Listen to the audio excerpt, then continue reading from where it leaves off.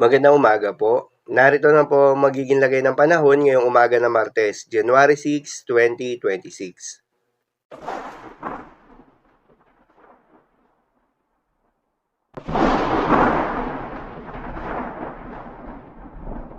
Sa kasalukuyan na tayong sa pag-asa, shear line o yung banggaan ng malamig na northeast monsoon at mainit na easterlies ang patuloy na nakakaapekto sa may eastern section ng southern Luzon.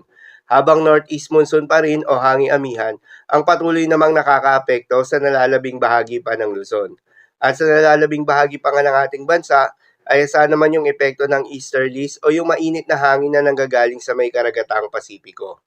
Samantala may low pressure area ngayon na nabuo sa may timog kanlurang bahagi ng ating bansa na huling namataan sa layong 640 kilometers southwest ng Pag-asa Island, Kalayaan, Palawan. Ang nasabing low pressure area hindi naman inaasahan na lalakas bilang isang ganap na bagyo at hindi rin inaasahan na papasok ng Philippine Area of Responsibility. Wala naman itong direktang epekto sa anumang bahagi ng ating bansa, subalit yung trough or extension nito ang nakakaapekto sa ngayon. Para naman sa magiging lagay ng panahon ngayong araw ng Martes, dahil nga sa epekto nitong trough or extension nitong low pressure area, asahan sa Zamboanga Peninsula, Basilan, Tawi-Tawi at Palawan, ang maulap na kalangitan na may kalat-kalat na mga pagulan at thunderstorms. Posible ang mga pagbaha o pag-uho ng lupa. Due to moderate to at times heavy rains.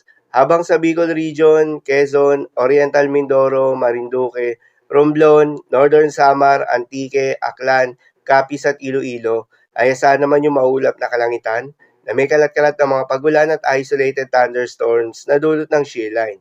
Posible rin na mga pagbaha o pag-uho ng lupa due to moderate o heavy rains. Habang sa nalalabing bahagi ng Visayas at Caraga ay asahan naman yung maulap na kalangitan na may kalat-kalat na mga pagulan at thunderstorms na dulot ng easterlies. Posible rin na mga pagbaha o pag-uho ng lupa due to moderate at times heavy rains. Habang sa Cordillera Administrative Region, Cagayan Valley at Aurora, ay asahan naman yung maulap na kalangitan na may kasamang mahihinang mga pag-ulan na dulot naman ng northeast monsoon.